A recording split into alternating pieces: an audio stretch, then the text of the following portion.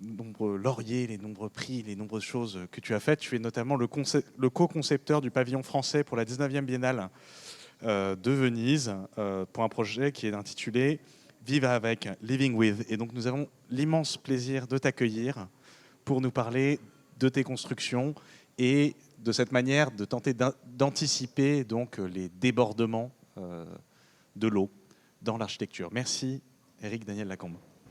Merci beaucoup Martin, merci à tous de m'accueillir. Pour dire un mot, puisque tu as introduit le pavillon français qui représente donc la politique d'adaptation de la France à Venise, je pense que pour répondre tout de suite à la question sur l'inconnu, le concept que nous utilisons, c'est la question de l'abri ouvert. Pour le dire vite, le pavillon français actuel à Venise est fermé, c'est-à-dire que nous aussi, nous sommes privés de maisons et un peu plus vulnérables.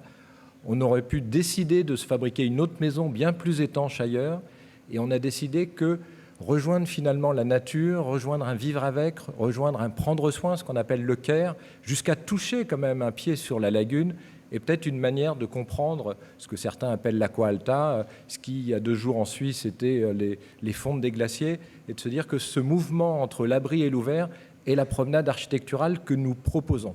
Donc oui, avec Jacob Macfarlane et Martin Duplantier, nous avons décidé d'ouvrir à cette question-là. La question dans ce pavillon, c'est qu'il fallait aussi montrer des bâtiments ou des initiatives ou des perspectives nouvelles.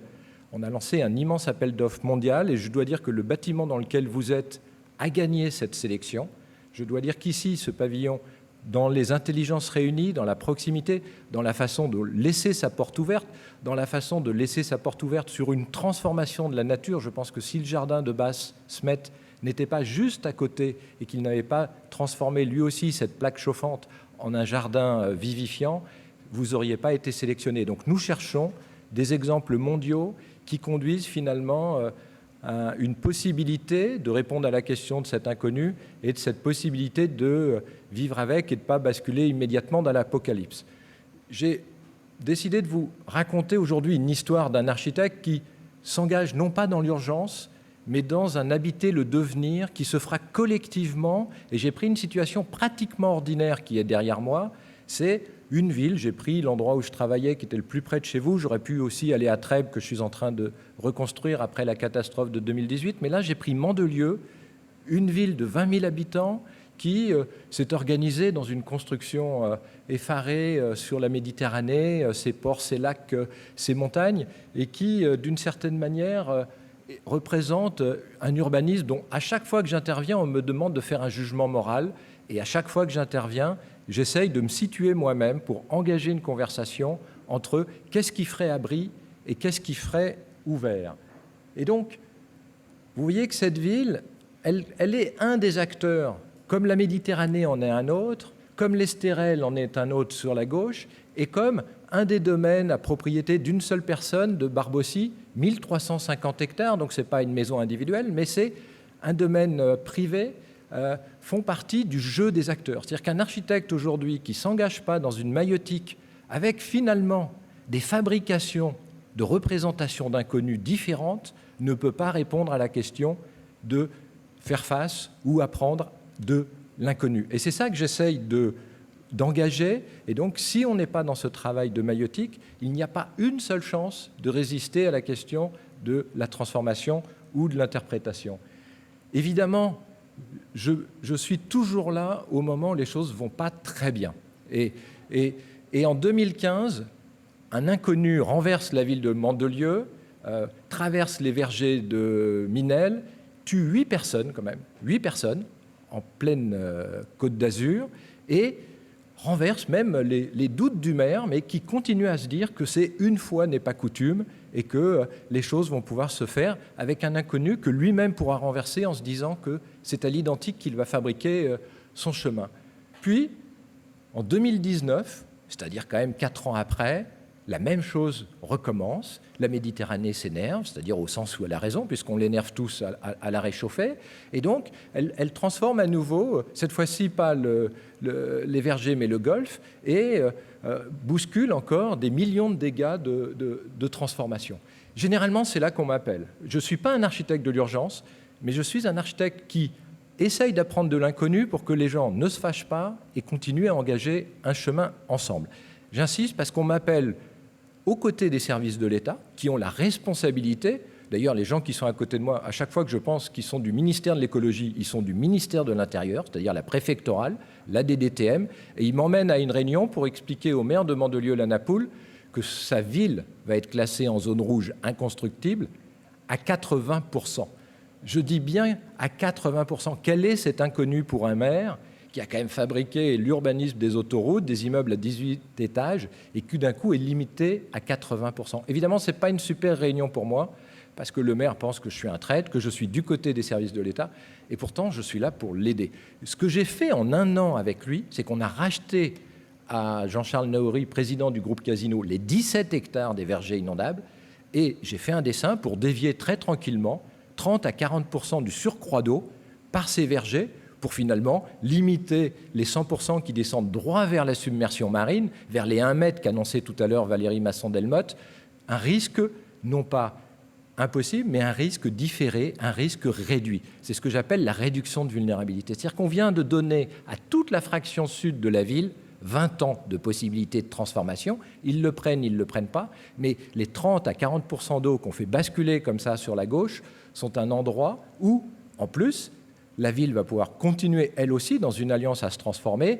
Et évidemment, le maire qui a cru que c'était un projet hydraulique, maintenant a compris, je crois qu'il en fera son programme des municipales, bientôt, celle de l'année prochaine, d'un projet à transformation écologique, environnementale. Il a compris que de l'eau, c'était aussi la fraîcheur. Et maintenant, son grand problème, c'est de transformer les autoroutes en routes, les routes en canaux, les canaux en arbres, et de se dire que c'est le premier écologiste de la Côte d'Azur que l'on a rencontré. Ça, c'est un inconnu qui fait quand même un peu plaisir.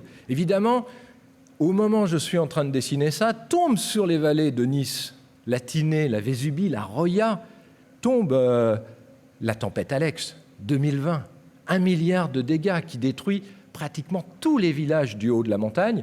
Et on se dit, tiens, qui a envie d'aller là-haut se faire engueuler? C'est à nouveau Éric Daniel Lacombe. Donc, je monte avec le préfet qui me dit, plus rien n'est possible. À chaque fois que je croise un maire, pour vous dire, celui de Saint-Martin-Vésubie, il me dit, je sais qui t'es Éric, j'ai perdu 161 maisons, mais si tu ne me les redessines pas, tu peux toujours rentrer à Paris. C'est toujours des accueils formidables, des accueils sympathiques, des accueils dans lesquels on se dit, oh là là, ils auraient mieux fait de venir au symposium, mais on est dans des situations où évidemment le maire demande l'abri et la préfectorale demande l'ouvert.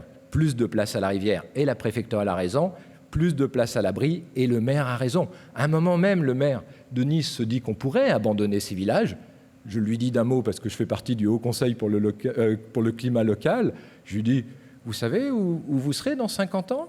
Avec la submersion, avec les grandes chaleurs, et il se peut que le territoire de l'habitat des montagnes soit pas si mal. Magali Regueza m'avait appris comment un 500 mètres fabriquait 1 degré d'écart. Quand on écoute Valérie, on se dit que ça vaut toujours le coup d'avoir toujours un temps supplémentaire. Voilà ce que je donne aux gens, un temps supplémentaire.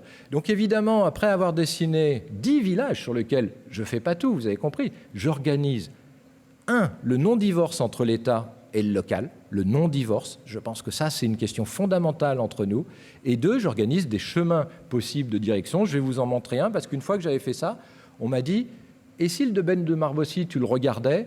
Parce que le domaine de Barbossy avait, lui, protégé son golfe avec des cailloux, et qui, lorsque 2015 avait frappé, les cailloux de protection d'une berge, juste 2,50 m de haut, étaient tombés, et ils étaient partis en pénal sur le fait que la chute des cailloux avait augmenté l'inondation et qu'il avait tué les personnes. Donc je suis quand même à des endroits où il y a des morts, il y a des procès, il y a des vraies injonctions. Et donc, le premier acteur que je rencontre au moment du pénal, c'est l'ABF. Je ne suis pas sûr je suis sûr qu'il n'avait pas tout lu de David Mangro. Et l'idéal qu'il fabrique, lui, son horizon permanent, c'est l'Estérel, intouché, intouchable, merveilleux.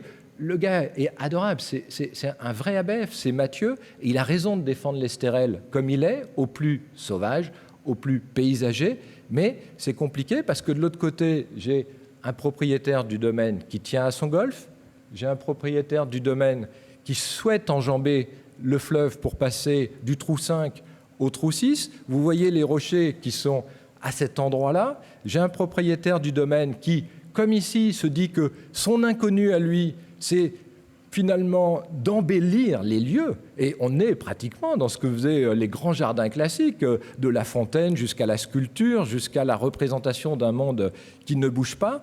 J'ai un propriétaire qui, pensant arriver en ville, il a une petite fraction qui est dans la ville de Mandelieu, il a quand même 1350 hectares, vous voyez, c'est le plus grand domaine de la Côte d'Azur, se dit qu'il a eu le droit de se faire une route et même de mettre des éclairages sur la route, et un domaine qui multiplie les passerelles. Tout ça, ça rend fou l'architecte des bâtiments de France, ça rend fou l'inspecteur des sites qui classe le site de l'Estérel définitivement, ça rend fou la DDTM qui pense qu'ils sont en infraction, et me voilà en train de devoir faire des dessins en infraction pénale ou en infraction esthétique. Donc voilà comment commence une conversation, vous voyez, avec des morts, avec des dégâts et avec de l'esthétique, de l'éthique et de l'environnement.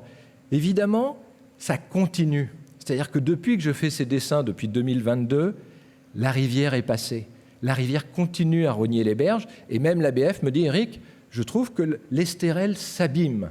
Donc, qu'en pensent les Suisses de la montagne d'avant-hier? Est-ce qu'elle s'abîme ou est-ce qu'elle se détruit? Donc, évidemment, je me mets à faire des dessins. Martin le sait. Quand le préfet, dans les vallées, me dit, Eric, une rivière, quand même, que le Boréon fait 5 mètres de large, va passer à 200 mètres et va empêcher toute la vie, je fais le dessin de la rivière à 200 mètres. Et vous comprenez bien que c'est un dessin impossible. Quand le maire de Saint-Martin me dit qu'il faut dessiner les 161 maisons, je dessine les 161 maisons. C'est aussi un dessin impossible. Ce que j'adore pour mon métier, c'est que vous faites 2 dessins impossibles et vous pouvez leur dire qu'on se revoit dans un mois et on refera peut-être des dessins ensemble de l'apprendre de l'inconnu. Voilà à gauche le golfe actuel, avec des berges qui sont finalement protégées. Voilà à droite un golfe futur qui à la fois fait reculer le golfe, à la fois donne de la place à la rivière et à la fois change complètement la nature des lieux. Si je vous ai montré avant que pour traverser le parcours du golfe, il fallait 3 passerelles, sachez que la DDT m'en interdit une, que je démolis, mais on m'en autorise 2 autres. Il y a des moments, c'est compliqué, parce qu'on se dit, pourquoi une et pas 2 autres? Pourquoi un pont et pas un pont fusible? En même temps, le pont fusible, c'est ce qui a encore tué dans le Var 3 personnes l'autre jour. Des gens ne savent pas que l'eau va passer au-dessus du pont, au lieu de passer en dessous du pont. Donc, je fais ce dessin à droite qui double la surface de la rivière, qui ne met pas tout le golfe par terre, et qui me permet d'inventer une berge, mais vraiment, avec Bernard Couvert, un des meilleurs hydrauliciens d'Europe, qui est une berge inventée pratiquement par Grégory Quenet, c'est-à-dire que c'est une berge dialectique entre le naturel et l'artificiel, le grand sujet de Venise. C'est-à-dire qu'en fait, on n'a pas le droit d'être à l'artificiel parce qu'on dévalorise la qualité physique de l'Estérel, donc on enterre le mur rouge sous la terre pour quand même avoir une solidité, et on l'appuie avec une berge naturelle qui fait que dans une distance de 20 mètres, 25 mètres de large, on arrive à tenir les deux, y compris le petit filet pour les sangliers, parce qu'on essaye aussi de faire revenir des animaux, mais qui, eux, dans une transaction, ne doivent pas abîmer le golfe, qui fait que tout d'un coup, vous avez les chasseurs, les pêcheurs, le naturel et l'artificiel. Même Carlo Ratti en aurait rêvé, mais ça, on n'a pas démarré. On a les accords, mais on n'a pas démarré. Je fais un autre dessin qui est que j'aimerais lâcher une rive, vous voyez, de se dire que tout le golfe va être rive gauche. Et je vais au-delà même de ce qu'espère l'ABF ou le patron de l'Adréal, c'est-à-dire de rendre la rive droite complètement à la nature. Ça veut dire enlever un trou du golfe. Alors évidemment, un golfe à 17 trous, vous n'avez pas le même green fee qu'un golfe à 18 trous. Donc, je cherche avec le Greenkeeper un endroit pour faire un trou perpendiculaire absolument incroyable qui me libère le set de ça et de démolir 2 passerelles. À nouveau, conversation, mais on n'en est pas loin. Donc, c'est des gagnants-gagnants. C'est ça que j'appelle de l'inconnu. Et dernier jeu, là où on a été quand même, je dis on, vous voyez, à force de m'approprier les dessins, je m'approprie les projets, même la responsabilité pénale. Là où le domaine a été accusé de décès sur la ville de Mandelieu, voilà un endroit où on pourrait faire couler 10 fois plus d'eau qu'aujourd'hui, et tous les obstacles qu'on appelle de golf, les creux des bunkers, les bosses, des choses comme ça, des illusions d'optique, deviennent une manière de répandre l'eau et de calmer son énergie. Tous les problèmes auxquels on a à faire face sont des problèmes de dynamique des choses. Et donc, c'est la première fois qu'on renverse la donne comme ça, en se disant que le jeu État, ville, privé, vous voyez, une fois avec Casino pour récupérer un terrain, une fois avec Barbossy. C'est le chemin qui se profile où chacun des habitants devrait être son responsable du destin face aux inondations. Ça, on va le faire pour de vrai. Le coût de Mandelieu, ça coûte 30 millions. Si ça recommence, c'est 100 millions de dégâts et ce n'est pas encore voté. Donc, je suis sur un chemin compliqué. Du coup, j'ai fait venir les assureurs à Venise. Je fais venir les assureurs partout. Vous voyez, le Pas-de-Calais, c'est quand même 640 millions. Les vallées de la Roya, c'est 1 milliard. Et donc, cette question de ne pas reconstruire à l'identique. Vous voyez bien que chacun maintenait un identique. C'est normal, hein, y compris dans les mythes de Benguerel. C'est ça la grande question.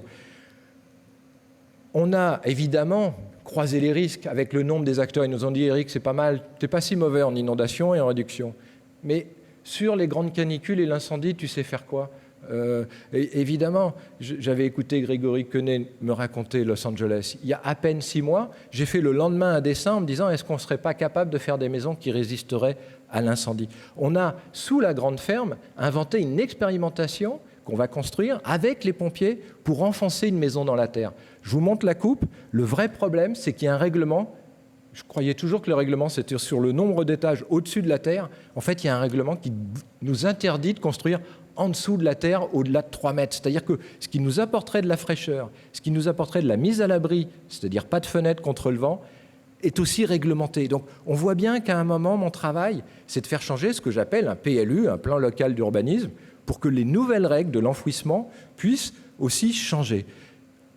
Des incendies immenses sont tombés sur le domaine. Et vous avez vu où il était, 1350 hectares, c'est pratiquement une des forêts de Gironde. Ça pourrait arrêter le feu avant qu'il arrive à Mandelieu. Donc ça fait là maintenant 2 ans que je suis avec les pompiers et qu'on cherche, entre végétation et pratique, un travail sur réduction de vulnérabilité par rapport aux très grands feux. En plus, Barbossy est au nord-ouest de Mandelieu et donc le vent est au nord-ouest de Mandelieu et descend comme ça directement sur la Méditerranée. Il y a un endroit juste en dessous de la route, qui est la fin de la Nationale 7, où vous voyez comme ça toute une série d'éléments sportifs qui appartiennent au domaine. Et au-dessus, un paysage, je reprends les termes de l'ABF, qui est quand même très loin d'être celui de l'Estérel, hein, on peut le dire, qu'entre l'image de celle qui m'a collé et celle que j'observe quand je suis sur place, on peut dire que ce n'est pas exactement la même nature dont on parle. Eh bien, on a essayé de faire comme ça une première approche de ce qu'on appelle un pare-feu. J'ai passé beaucoup de temps à regarder les incendies de Gironde. Quelle est la taille avec laquelle on réussit à faire un pare-feu ?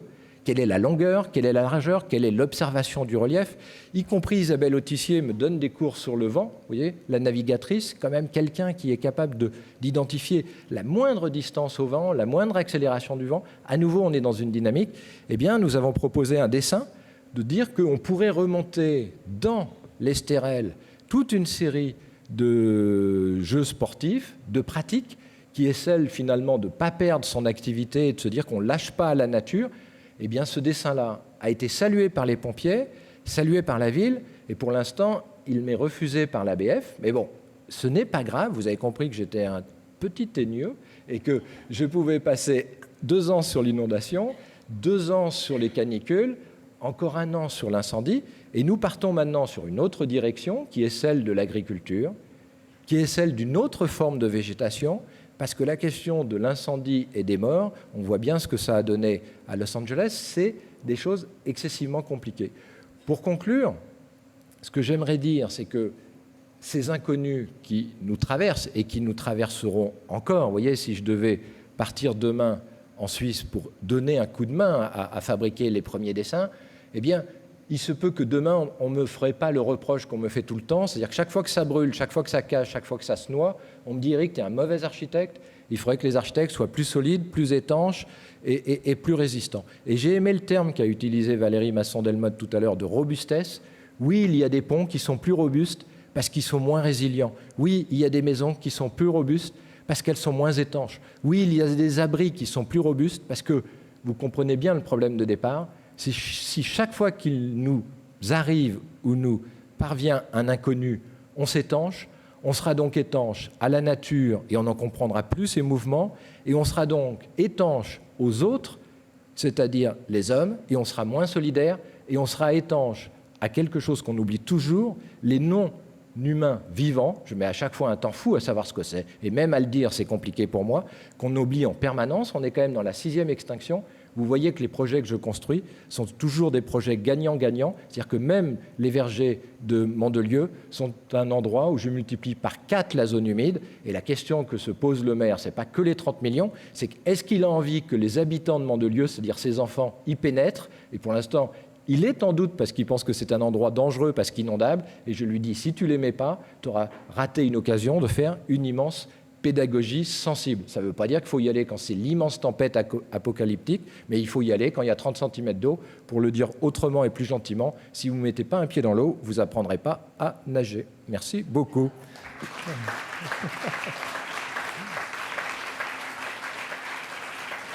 Merci Eric. Merci Eric pour cette présentation magnifique. En fait, on s'est beaucoup posé la question de qu'est-ce que l'architecte, le rôle de l'architecte face à l'inconnu, et tu nous donnes une réponse, c'est en fait celui d'un conseiller conjugal qui doit réconcilier l'État, la ville, les chasseurs et les propriétaires de golf avec les sangliers. Donc c'est vraiment un assez beau programme. Est-ce qu'il y a des questions pour Eric, Daniel Lacombe? Ben alors moi j'en profite pour te demander...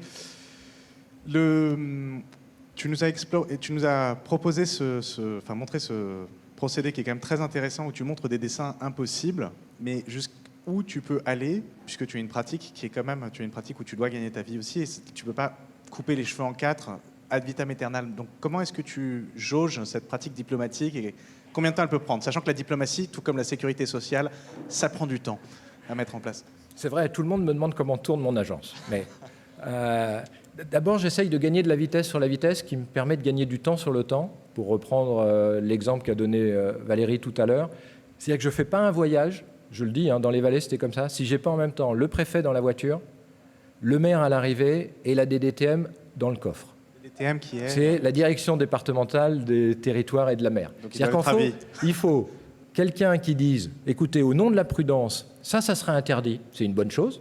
C'est parce que le préfet, à un moment, décide que les vergers sont dangereux, qu'on les gagne, et on les fait acheter au prix des domaines. Il faut beaucoup parler d'argent dans cette question-là, parce que sinon, on n'arrivera pas à s'occuper d'un ensemble large de la population. Donc, il faut gagner du temps avec ce qu'on appelle les autorités.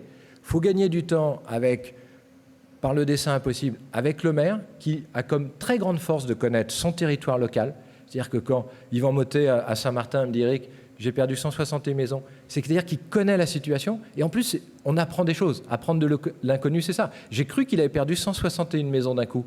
Et en fait, il m'explique que dans la soirée, il en perd 90 et que c'est au nom de la prudence que le fonds Barnier en enlève 71 autres maisons, ce qui est compliqué parce que vous avez quelqu'un qui est comme moi, là, au bord d'un précipice, qui pense qu'il a échappé à la tempête Alex, et à qui on dit non, toi, tu vas aussi partir parce qu'il n'y a que ceux qui seront là, qui vont rester. Donc, on gagne du temps, et puis en plus, quand je fais un dessin, pour le dire, je n'ai pas le droit de le dire, mais je fais le dessin pratiquement dans la voiture avec un crayon, une feuille A4, et je demande tout de suite à l'ensemble des services de la DDTM, Direction départementale des territoires de la mer, s'ils sont d'accord, parce que j'ai un service loi montagne, j'ai un service hydraulique, j'ai un service nature. Donc en fait, l'empilement des silos que tout le monde conteste tout le temps, en fait, il suffit de les mettre tous dans la même voiture et on gagne 2 ans de travail.